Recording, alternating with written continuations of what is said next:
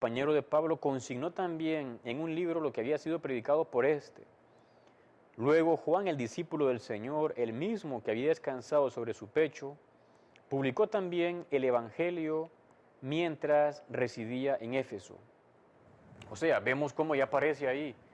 En el siglo II ya se nombran los 4 evangelios canónicos: Mateo, Marcos, Lucas y Juan, que luego, por aprobación en las diferentes zonas geográficas del Imperio Romano y las comunidades cristianas, se fueron aceptando. Pero no fue en Nicea, sino ya desde el siglo II se aceptaban esos evangelios como canónicos. De hecho, en el siglo III va a decir otro gran personaje, Orígenes. Dice, la iglesia tiene 4 evangelios, los herejes muchísimos. A todo esto ya dedicamos un programa, usted a lo mejor lo conoce, evangelios apócrifos, cristianos y gnósticos. Decía alguien que en Nicea, y la iglesia católica, que es mala, pues así la ponen a veces, cuando es nuestra madre, es católica, y es buena, es santa, porque la iglesia católica no es algo humano, es algo divino humano. Pues dicen que la iglesia católica nada más tomó los 4 evangelios que hablaban de la divinidad de Cristo. Es falso. Había lo que se llaman evangelios apócrifos, o sea, que no eran de verdaderos autores, que les ponían nombres de apóstoles. Unos eran cristianos, otros eran gnósticos. Los cristianos, que eran más de 40, más o menos, evangelios apócrifos, no es que sean falsos, sino más bien a veces inventaban o aumentaban cosas, pero no estaban negando la divinidad de Cristo. Y los evangelios gnósticos, que estos fueron surgiendo como siglo y medio después de Cristo, eran leyendas, inventaban diálogos, inventaban diálogos con personajes verdaderos, Cristo, Pedro, María Magdalena. Pues esos tampoco están negando la divinidad de Cristo, usan el personaje que es Cristo. Por lo tanto, la iglesia que hizo, tomó los 4 evangelios que reflejaban mejor lo que ella creía, lo que habían creído de siempre, la divinidad y la humanidad de Cristo, sin exaltaciones o milagros raros que el Señor nunca hizo. Por tanto, vamos a decir que los 4 evangelios ya desde el siglo II se sabían que eran Mateo, Marcos, Lucas y Juan los canónicos. Ya digamos, como oficial, porque vimos que antes del 313 no se podían reunir los obispos, en el siglo básicamente cuarto, en los concilios de Hipona y Cartago, ahí se van definiendo de manera local, en esa zona, los 4 evangelios. Y ya más adelante se establece todo el canon de la Biblia. En el siglo XV y XVI, el concilio de Trento, de manera dogmática, dogma de fe, todo el canon. Bueno, pero esto iría para otro programa, cómo se hizo el canon de la Biblia. Lo que importa es que ya en el siglo II aparecen los 4 evangelistas. O sea, que no fue mi invento, lógicamente, en Nicea, porque en Nicea ni se trató, sino se trataron otras cuestiones más bien doctrinales. Bueno, pasamos ya a la última parte de este programa, que es la relación, la supuesta relación de Cristo nuestro Señor con María Magdalena. Y para esto vamos a decir lo siguiente, y es que María Magdalena es para nosotros Santa María Magdalena. Su fiesta es el 22 de julio. No es que la Iglesia Católica la vea a ella como mala. En los evangelios aparecen 3 como personajes que algunas veces se han identificado con María Magdalena. Realmente no está bien claro qué era de ella. Lo que está claro es que no era la esposa de Jesús, por muchas razones. Por ejemplo, en uno de los evangelios siempre se refieren, o generalmente, a las mujeres si estaban casadas con el nombre del esposo: María de Cleofás, Susana, mujer de Cusa. La Magdalena no aparece como esposa de nadie, porque no tenía esposo.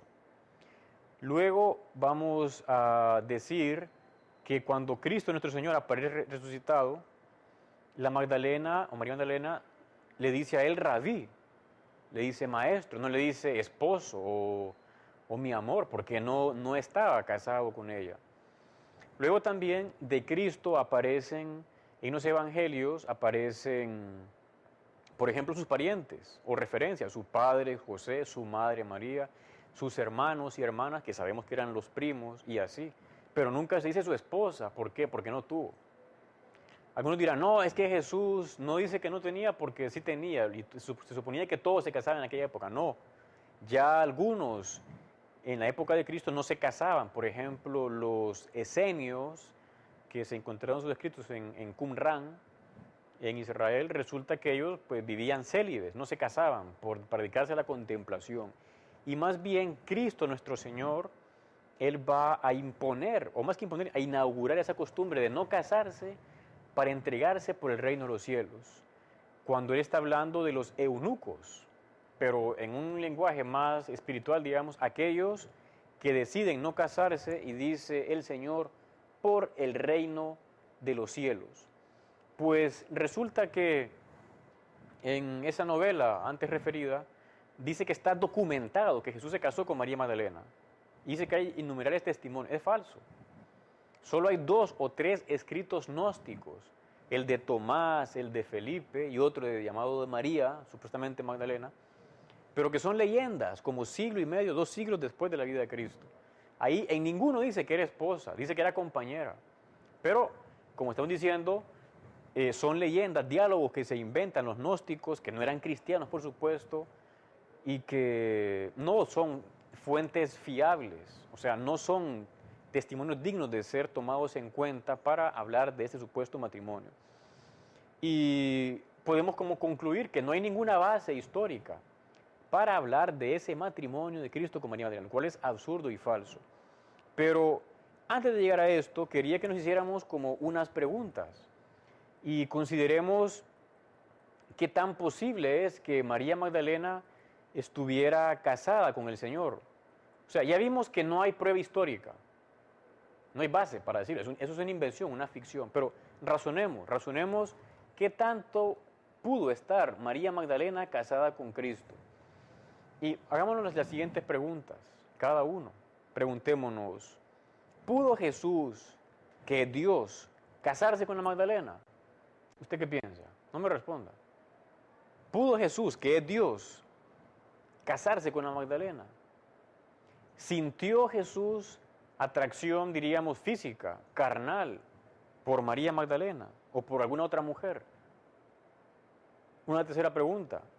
Por ejemplo, Jesús deseaba salir con ella, ir a pasear con ella, enamorarla. Si supuestamente se podía casar, ¿tiene sentido decir que Jesús, que es Dios, deseaba salir para crecer en amistad, digamos, o enamorar a María Magdalena? ¿Tiene sentido eso? Pues es bueno que uno piense para entender el ser de Cristo nuestro Señor. Quería citar un texto del Magisterio de Iglesia que habla de esto. Habla de cómo no pudo en Cristo darse eso. Es el segundo concilio de Constantinopla, año 553. El canon 12 de ese concilio dice, si alguno dijere que uno es el Dios, Verbo y otro Cristo, el cual sufrió las molestias de las pasiones del alma y de los deseos de la carne, que poco a poco se fue apartando de lo malo y así se mejoró por el progreso de sus obras, sea anatema. O sea, aquí está claro en este concilio que Jesús, como dice, no tuvo esas pasiones del alma ni los deseos de la carne. O sea, esto dice la fe, es de fe, que en Cristo no se dio esa atracción como se da en un varón o en una mujer por el sexo opuesto, esa atracción. ¿Por qué? Pensemos nosotros qué tan sensato es esto. Dios, que es todopoderoso, necesitaba una esposa. Él, que es toda la perfección, Él, que es el amor, como mayúscula, necesitaba a alguien, andaba como, entre comillas, desesperado, y entonces se casaba con alguien. Decía alguien o no, o sea, Dios ve a cada mujer, a la Magdalena, como una hija. Es una criatura suya, la Magdalena. Y la ve con el amor de un padre hacia su hija. ¿Qué padre no ve a su hija, que es guapa, con ojos limpios y no tiene como deseos hacia ella? Así era Cristo, así era nuestro Señor ante Magdalena, ante cualquier mujer.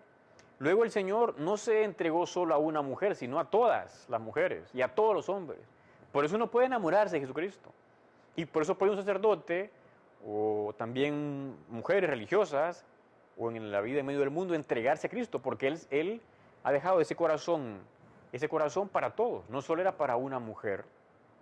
Recordamos cómo San Pablo dirá, Cristo me amó y se entregó por mí, me amó.